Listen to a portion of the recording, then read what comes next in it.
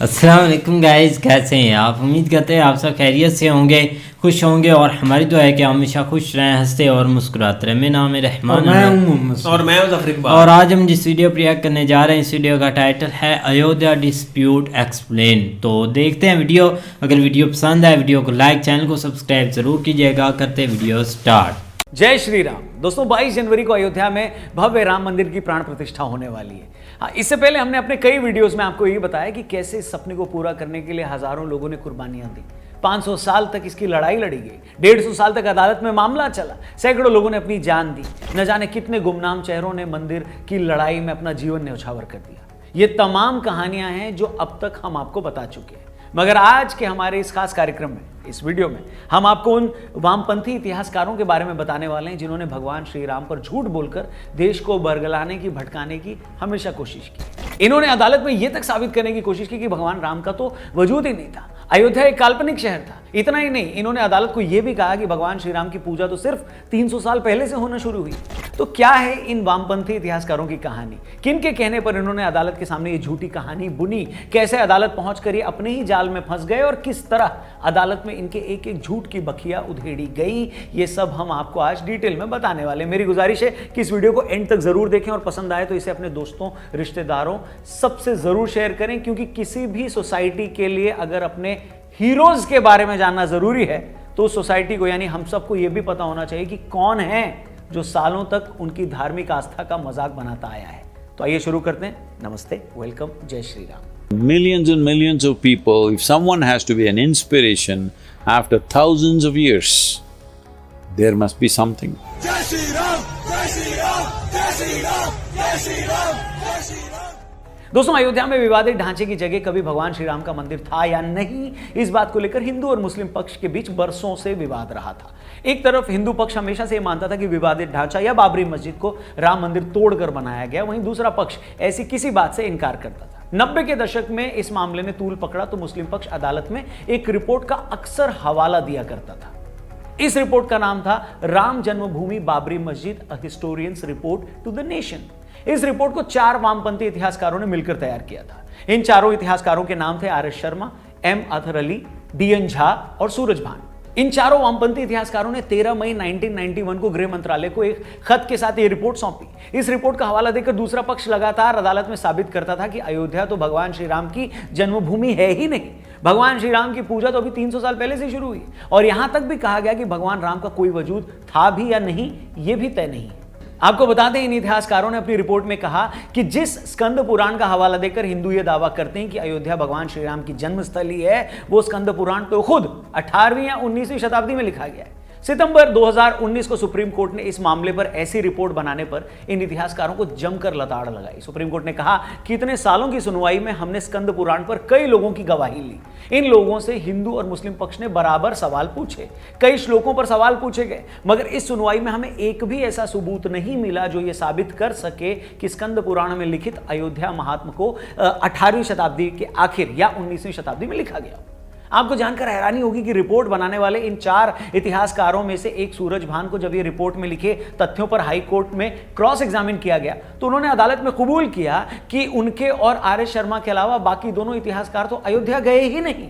यहां तक कि उन लोगों ने वेद और पुराण भी नहीं पढ़े हैं। यह सुनकर अदालत के भी तोते उड़ गए कि जिस रिपोर्ट के आधार पर दूसरा पक्ष यह साबित करने में लगा है कि अयोध्या में भगवान श्री राम की जन्मभूमि कभी थी ही नहीं, जिस रिपोर्ट के बेस पर भगवान राम को ही काल्पनिक किरदार बताया जा रहा था, उसी रिपोर्ट को बनाने वाले इतिहासकार कभी अयोध्या गए ही नहीं।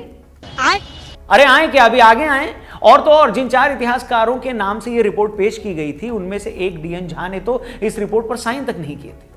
अरे देवा। तो दोस्तों इससे पहले कि हम इस पॉइंट पर आए कि बाद में इन सो कॉल्ड इतिहासकारों, हिस्टोरियंस की सुप्रीम कोर्ट में क्या फजीहत हुई और अदालत ने इनके लिए ऐसा क्या कहा जो भारतीय न्याय व्यवस्था में शायद ही पहले किसी के लिए कहा गया हो, वो सब हम आपको बताएंगे, मगर उससे पहले इन्हीं एक एक झूठ की खबर लेते हैं। दोस्तों हैरानी इस बात की है कि ये वामपंथी इतिहासकार ये साबित करने में लगे थे कि भगवान श्री राम की पूजा तो सिर्फ 300 साल पहले होने लगी है, जबकि आज भी 12वीं शताब्दी में बने ऐसे कई मंदिर हैं जिनमें मंदिर की दीवारों पर रामायण की कहानियां बताते हुए शिलालेख बने हुए हैं। ऐसे 2 मंदिर आज भी मध्य प्रदेश में हैं और तीसरा मंदिर तो खुद अयोध्या में था जिसे तोड़कर बाबर ने वहां मस्जिद बनवा ली थी। थोड़ा और बाद में आ जाएं तो 16वीं शताब्दी में भारत घूमने आए विलियम फिंच ने अयोध्या का जो जिक्र किया है उसे साफ पता चलता है कि वहां हर ओर हिंदू थे।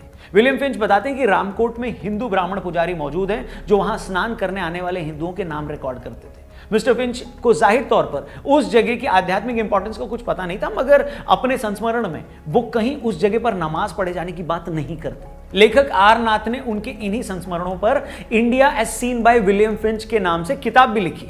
इसी तरह 17वीं शताब्दी में एक ऑस्ट्रियन ज्योग्राफर भारत आए थे। उनका नाम था जोसेफ टेफेनथेलर। उनकी लिखी बातें बहुत ज्यादा मायने रखती हैं। क्यों?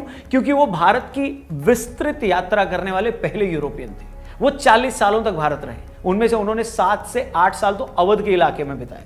जोसेफ भी अपने संस्मरणों में रामनवमी के मौके पर बड़ी संख्या में हिंदुओं के जुटने की उन्होंने बात लिखी है। उन्होंने भी अयोध्या में मुसलमानों के नमाज पढ़ने या बड़ी संख्या में इकट्ठा होने की कहीं कोई बात लिखी ही नहीं।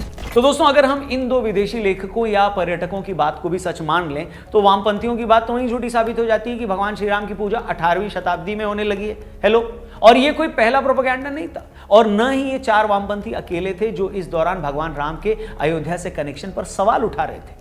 1992 में कार सेवकों ने जब विवादित ढांचे को गिराया तो उसमें ढांचे के अंदर मौजूद एक शिलालेख भी गिर गया था। वो शिलालेख जो कभी वहां मंदिर होने की पुष्टि करता था। गिरते ही शिलालेख टूट गया था, मगर फिर भी उस पर लिखे शब्दों को साफ पढ़ा जा सकता था। लेकिन जैसे ही ये बात सो कॉल्ड इतिहासकार इरफान हबीब को पता लगी तो वो इस शिलालेख को साजिश बताने लगे। मशहूर इतिहासकार मीनाक्षी जैन जी बताती हैं कि इरफान हबीब का कहना था कि ये शिलालेख मस्जिद में नहीं थे, ये तो बड़ी चालाकी से बाहर से लाकर अंदर रखे गए। इस पर जब इरफान साहब से ये पूछा गया कि अगर कोई कार सेवक बाहर से लाकर इसको रख गया तो किसी ने इसे देखा क्यों नहीं, इसके बाद इरफान हबीब ये कहने लगे कि नहीं, ये तो लखनऊ म्यूजियम से चुरा कर यहां लाया गया है। जो दर्शक, जो भी व्यूअर्स हमारे नहीं जानते, उन्हें बता दें कि जब जजों ने बाद में जब एएसआई को भरी अदालत में यह बताने के लिए कहा कि ये बताओ उस शिलालेख पर क्या लिखा है, तो जो बताया गया उसे सुनकर आपके रोंगटे खड़े हो जाएंगे। जी हाँ, जो विवादित ढांचा वहां 450 सालों से खड़ा था, उसी ढांचे या मस्जिद के अंदर एक शिलालेख मौजूद था जिस पर क्लियरली साफ साफ लिखा था कि यह मंदिर उस शख्स की शान में बनाया जा रहा है जिसने 10 सिर वाले रावण का वध किया था।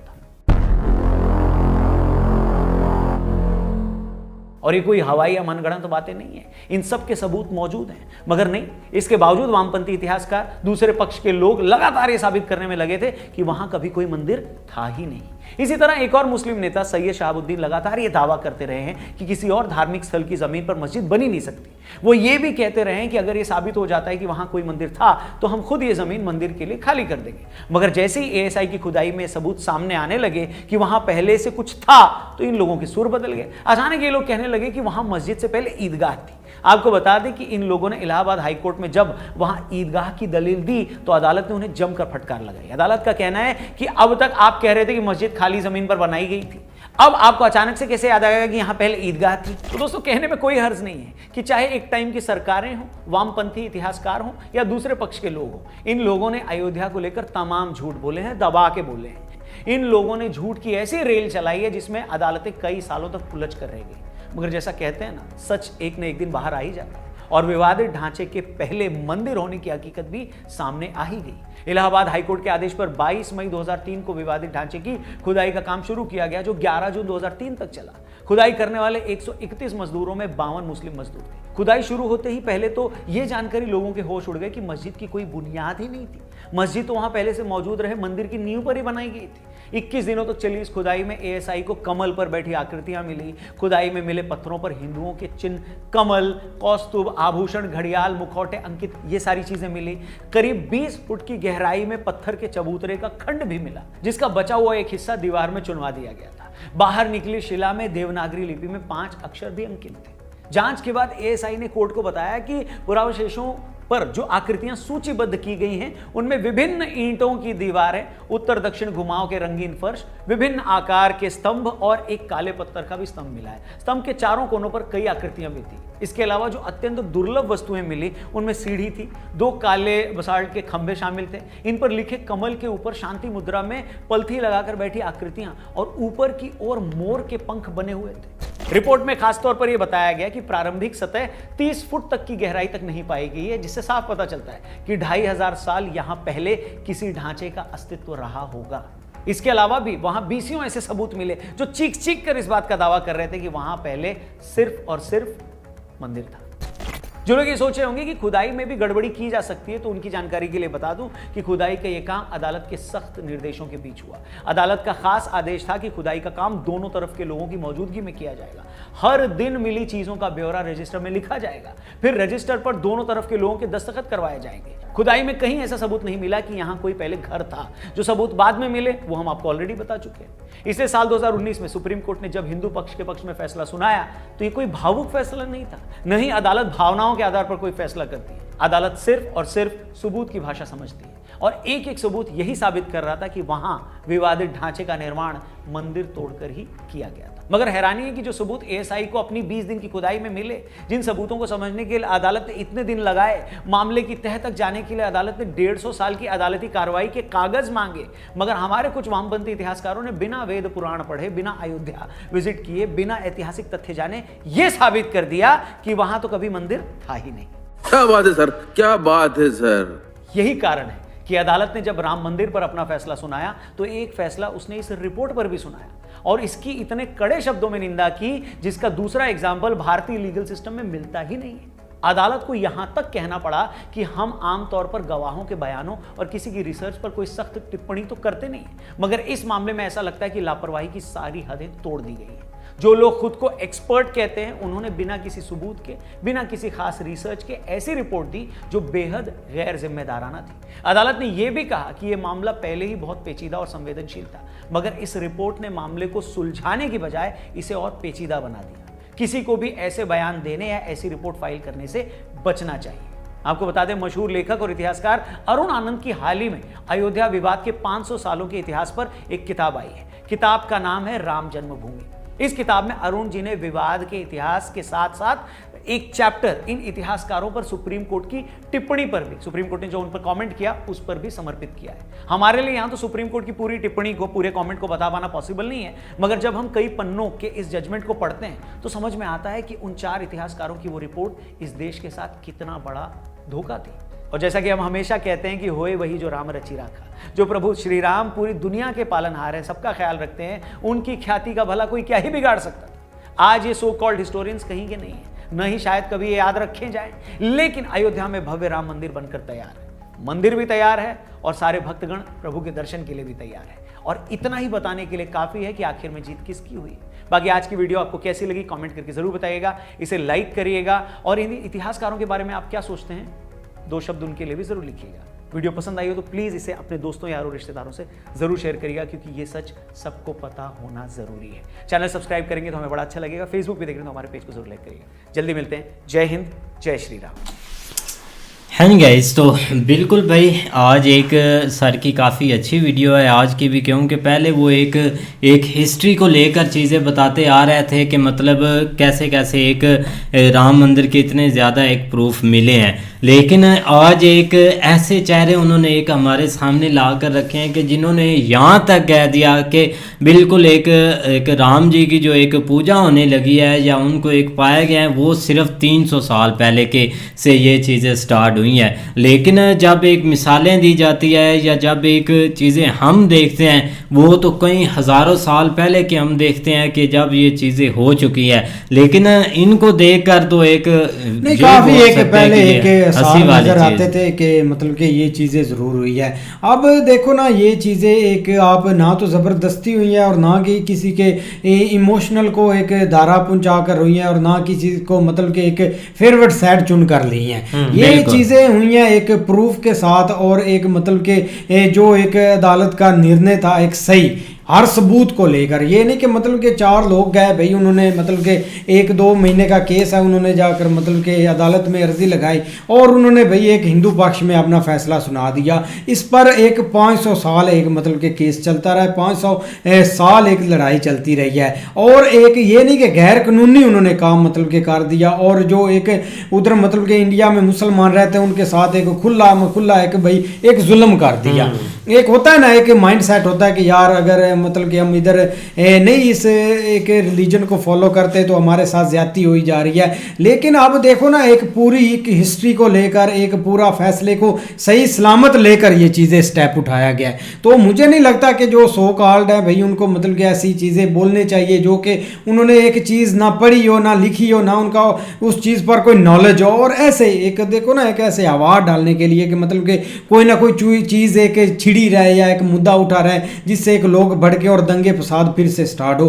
तो ऐसी चीज़ें नहीं करनी चाहिए भाई। इस चीज़ को एक एक्सेप्ट करना चाहिए जो कि मतलब कि अदालत का फैसला था, उन्होंने एक पूरी रिसर्च कर पूरे प्रूफ के साथ एक चीज़ें दिखाई हैं। तो इसमें इतना मतलब कि दिक्कत नहीं है। अब इनके नाम वाकई कोई बंदा नहीं नाम याद रखा जाएगा और आगे चीज़ें चलती जाएंगी। नहीं बिल्कुल ऐसे ही यार, देखो ना ये यार माशरे में इस तरह के साजिशी होती हैं। आप ये ना देखो कि ये हमारे एक धर्म से रेलिवेंट है या हमारे एक जो है ना वो मतलब जिस तरह आप कह लें कि हमारे ही हैं, तो उनमें ये ऐसे लोग नहीं निकलेंगे। तो वो ये हर तरह के लोग जो है ना वो आपको अपने लोगों के अंदर ही जो है ना वो नज़र आएंगे।